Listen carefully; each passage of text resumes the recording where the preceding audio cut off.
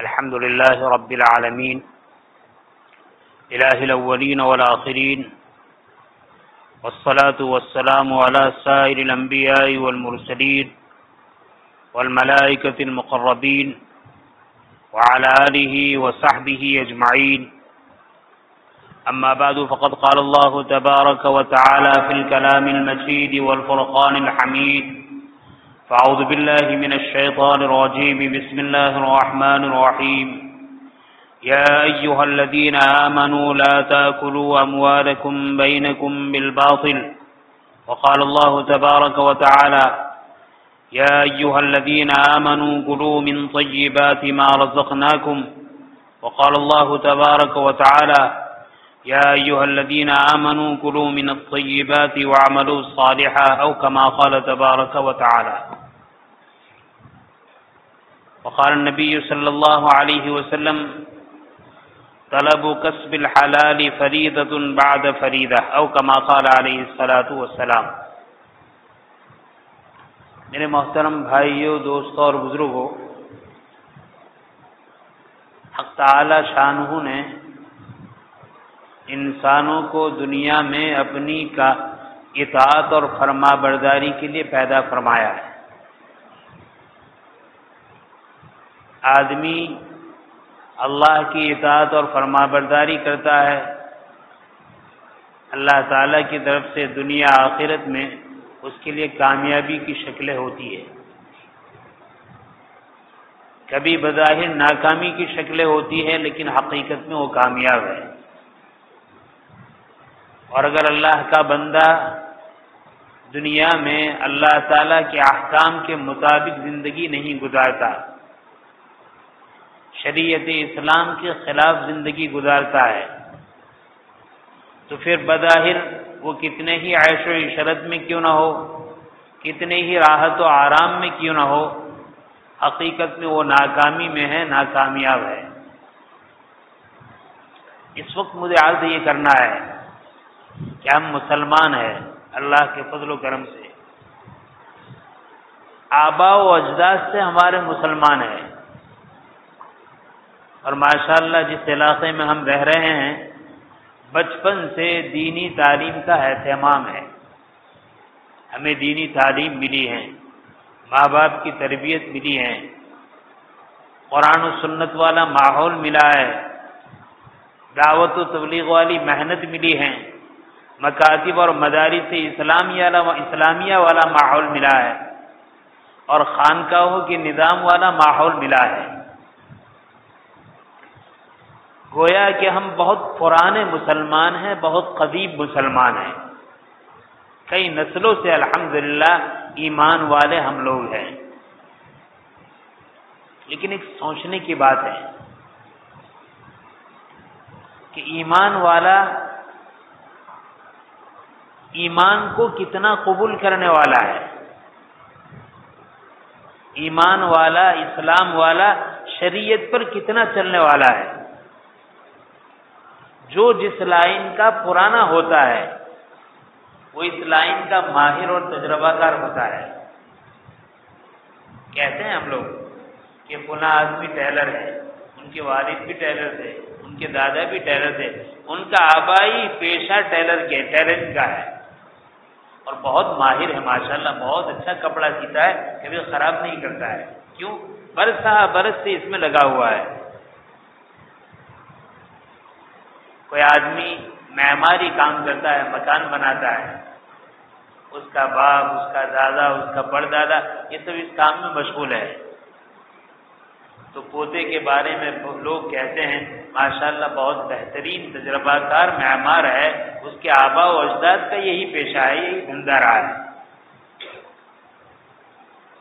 کوئی آدمی کاشتکاری کرتا ہے، کھیتی باڑی کرتا ہے، اور برس سے اس کے خاندان میں کھیتی باڑی چلی آ رہی ہے، تو لوگ کہتے ہیں بہت پرانا کھیت ہے، بہت ماہر تجربہ کار آدمی ہے. تھوڑی سی زمین میں اپنے تجربے سے ماشاءاللہ بہت ساری پیداوار حاصل کر لیتا ہے. کیوں؟ پرانا ہے. معلوم ہوا جو آدمی جس لائن میں پرانا ہوتا ہے اس کام میں وہ مضبوط ہوتا ہے. اس کام میں وہ پختہ ہوتا ہے، اس کام میں وہ تجربہ کار ہوتا ہے، اس کام میں وہ دھوکہ نہیں کھاتا، اس کام میں وہ گڑبڑی نہیں کرتا، اس کام میں کمزوری ثابت نہیں ہوتی۔ کیا بات ہے، ہم مسلمان ہیں، سالہ سال سے نسلاً بعد نسل مسلمان چلے آ رہے ہیں، لیکن اس کے بعد ہم دیکھتے ہیں کہ اسلام کے اعتبار سے روزانہ ہم کمزور ہو رہے ہیں، شریعت پر چلنے کے اعتبار سے روزانہ کمزور ہو رہے ہیں۔ شکلیں جو ساری ہیں وہ اسلام کو مضبوط کرنے والی ہے۔ مکاتب قرآنیہ کیوں ہے؟ ہمارے بچے دین سیکھے، اس پر عمل کریں۔ مدارس اسلامیہ کیوں ہے؟ ہمیں بہترین علماء ملے، ہماری بہترین رہنمائی فرمائے، ہمارا ماحول دینی بنے، ہمارا اسلام مضبوط بنے۔ دعوت و تبلیغ کی نقل و حرکت کیوں ہوتی ہے؟ ہمارے بھائی اللہ کے راستے میں نکلے، اپنے آپ کو دیندار بنائے، اپنی زندگی میں دین کو اتارے، زندگی کے مختلف شعبوں میں دین کو اتارے اور دین پر عمل کرنے والے بن جائے۔ خانقاہوں میں کیوں جاتے ہیں؟ کہاں تزکیہ دل ہو، تزکیہ قلب ہو، دل کی صفائی ہو، دل کی بیماریاں دور ہو، اور اسلام کی عظمت، اسلام کے اعمال کی اہمیت اس طرح ہے کہ عبادت کرتے کرتے طبیعت ہماری دیندارانہ بن جائے۔ تو ہم مسلمان ہیں، پرانے مسلمان ہیں، اور ساری جو محنت ہے وہ ساری محنت اسلام کو مضبوط کرنے کی ہے، اسلام پر چلنے کی ہے، اسلام پر ثابت قدم رہنے کی ہے۔ اس کے باوجود بھی ہم میں سے ہر شخص کبھی دوسرے کو نہ دیکھے، اپنے کو دیکھے کہ ان سارے ماحول میں اتنے قدیم الاسلام ہونے کے باوجود ہم اپنے دین میں بڑھ رہے ہیں یا کمزور ہو رہے ہیں؟ دینداری ہمارے اندر بڑھ رہی ہے یا کمزور ہو رہی ہے؟ اسلامی ماحول ہمارے اندر آ رہا ہے یا ختم ہو رہا ہے؟ کوئی شخص دوسرے آدمی کے بارے میں، کوئی گھر والا دوسرے آدمی کے گھر کے بارے میں تو فیصلہ نہیں کر سکتا۔ ہاں، ہر شخص اپنے آپ کو اچھی طرح جانتا ہے، دوسرے کے مقابلے میں اپنے آپ کو بہت اچھا جانتا ہے، اور ہر گھر والا دوسرے گھر والوں کے مقابلے میں اپنے گھر والوں کو اچھی طرح جانتا ہے۔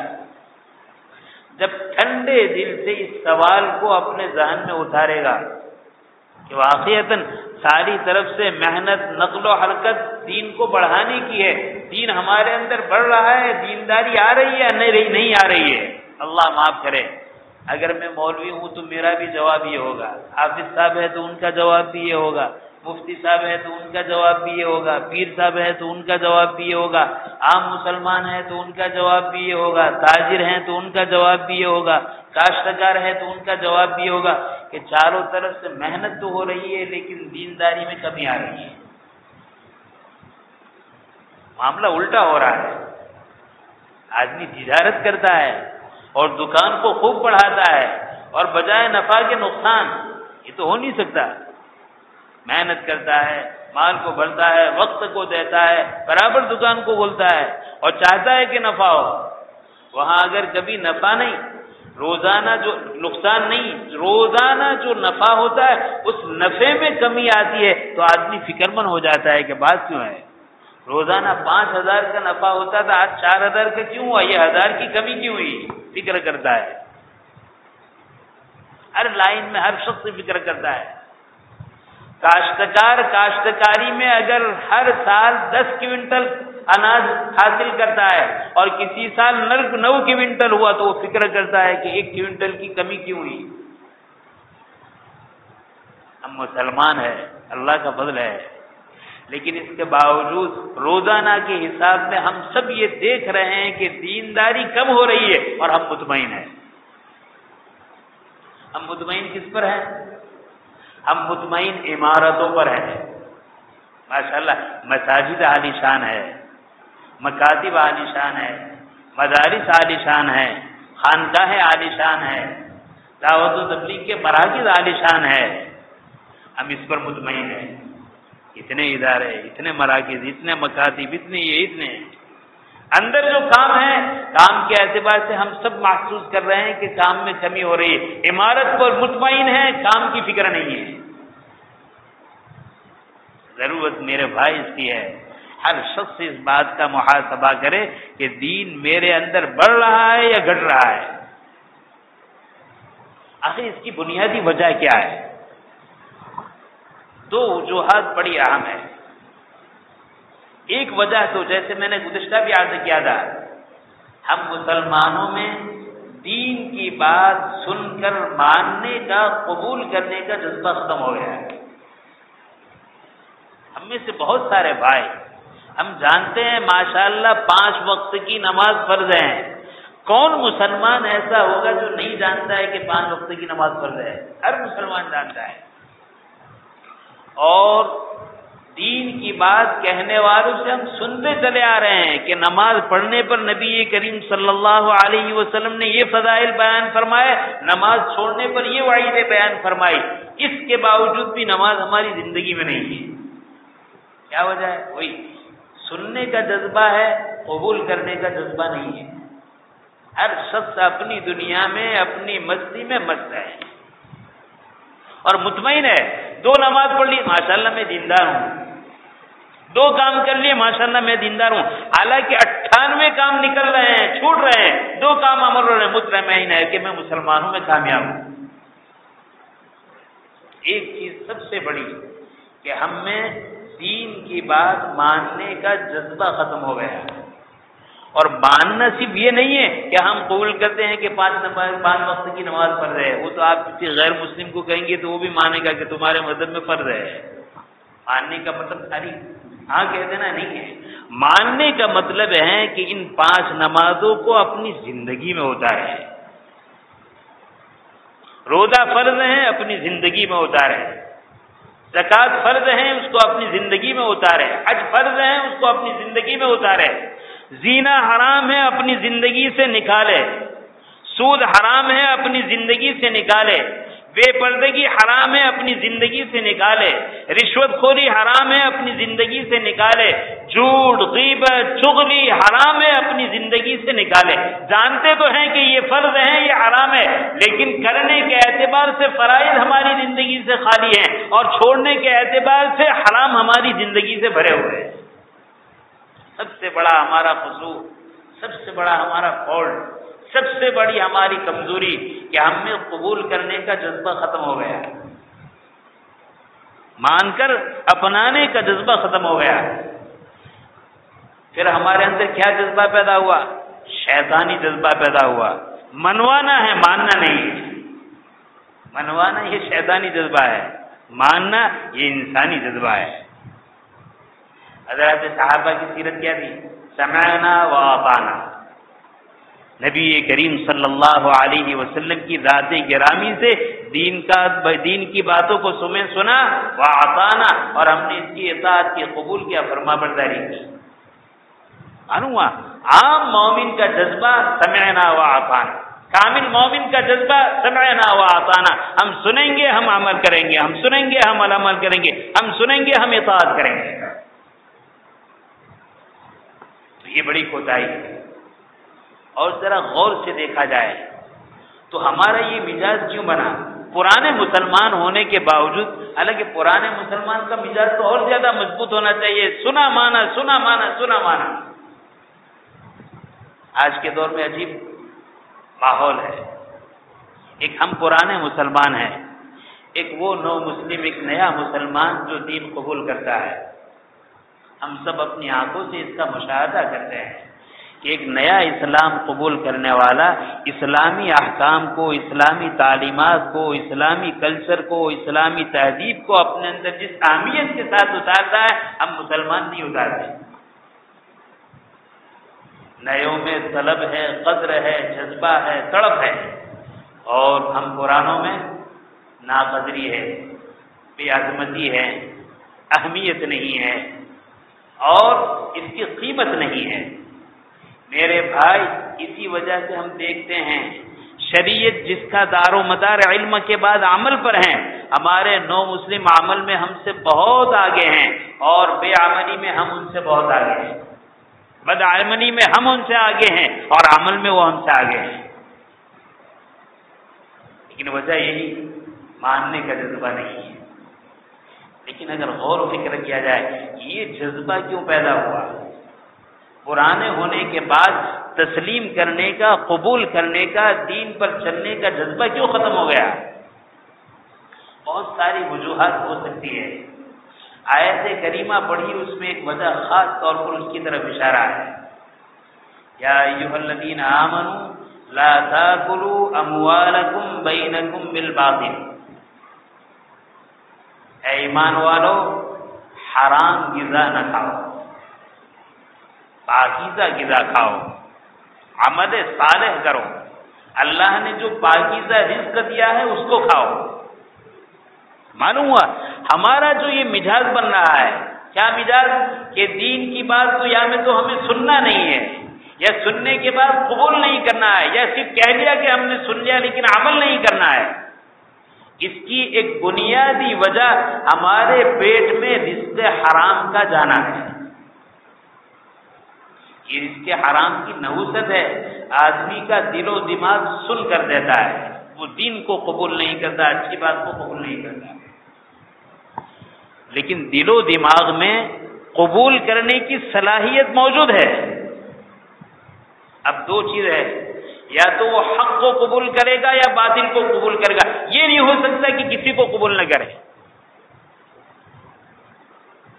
کسی آدمی کے بارے میں آپ یہ کہہ ہی نہیں سکتے کہ یہ دیندار بھی نہیں ہے اور بے دین بھی نہیں ہے، کہہ ہی نہیں سکتے۔ دیندار ہے تو بے دین نہیں ہے، اور بے دین ہے تو دیندار نہیں ہے، اس کے علاوہ تیسرا راستہ ہی نہیں ہے۔ اب میرے بھائی، ہماری طبیعتوں میں نہ قبول کرنے کا، نہ ماننے کا جذبہ ہے، پر وہ ماننے کا جذبہ ختم۔ جذبات تو دو ہی ہوں گے، مزاج تو دو ہی ہوں گے، دین کی بات کو قبول کرنے کا جذبہ، دین کی بات کو قبول نہ کرنے کا جذبہ، اس کے علاوہ تیسری چیز تو ہو نہیں سکتی۔ یہ جو مزاج ہمارا بن رہا ہے کہ دین کی بات کو عملی طور پر ہم قبول کرنے کے لیے تیار نہیں ہے، اس کے جہاں بہت سارے وجوہات ہو سکتے ہیں، وہاں بنیادی وجہ ہے رزق حرام کا ہمارے پیٹ میں جانا۔ اور دیکھو، میں ہمیشہ کہتا ہوں، جب ایسی بات کہی جائے تو شیطان ہماری نگاہ ہم سے ہٹا کر دوسرے کی طرف لے جاتا ہے، فلاں کی کمائی حرام ہے، فلاں کی کمائی ایسا ہے، فلاں یہ کرتا ہے، فلاں ایسا کرتا ہے، فلاں چوری کرتا ہے، فلاں ڈکیتی کرتا ہے، فلاں دھوکہ دیتا ہے، فلاں رشوت دیتا ہے، فلاں جھوٹ بولتا ہے، فلاں فریب کرتا ہے، فلاں فراڈ کرتا ہے، سے فوراً ہماری نگاہ ہٹاتا ہے اپنے سے۔ نہیں، اصلاح کا طریقہ یہ ہے، ٹھنڈے دل سے ہم سوچے کہ ہم جو کما رہے ہیں وہ کمائی حرام ہے یا حلال، جس انداز سے کما رہے ہیں وہ طریقہ حلال ہے یا حرام۔